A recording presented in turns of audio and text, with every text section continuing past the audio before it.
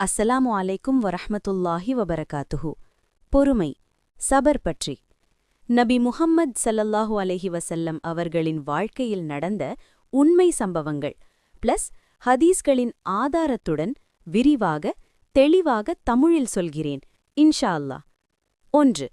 தாயிஃப் நகரத்துக்கு தாவா சொல்ல சென்றார்கள். அந்த மக்கள் கற்களெறிந்தார்கள், கால்கள் இரத்தமாகின, இழிவுபடுத்தினார்கள். அப்போது ஜிப்ரீல் அலைஹிஸ்ஸலாம் வந்து இந்த 2 மலைகளையும் சேர்த்து அவர்களை அழித்து விடலாமா என்று கேட்டார்கள். நபி ஸல்லல்லாஹு அலைஹி வஸல்லம் என்ன சொன்னார்கள் தெரியுமா? இல்லை, அவர்களிலிருந்து அல்லாவை இணை வைக்காமல் வணங்கும் சந்ததிகள் வருவார்கள் என்று நான் நம்புகிறேன். இது சஹீஹ் புகாரி.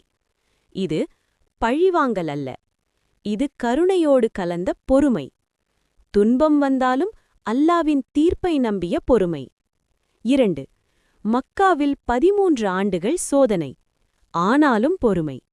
மக்காவில் நபி ஸல்லல்லாஹு அலைஹி வஸல்லம் அவர்கள் திட்டப்பட்டார்கள், பைத்தியம் என்று சொல்லப்பட்டார்கள், கழுத்தில் கயிறு போடப்பட்டது, தொழுகையில் இருக்கும்போது ஒட்டகத்தின் குடல் வீசப்பட்டது.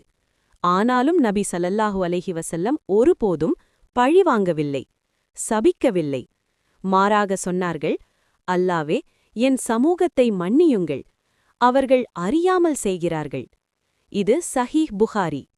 உண்மையான சபர் என்பது கோபத்தை அடக்குதல், துன்பத்திலும் துமாவிடாமல் இருப்பது. 3.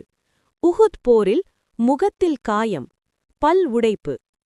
உஹுத் போரில் நபி ஸல்லல்லாஹு அலைஹி வஸல்லம் அவர்களின் முகம் காயமடைந்தது, ஒரு பல் உடைந்தது, இரத்தம் வழிந்தது.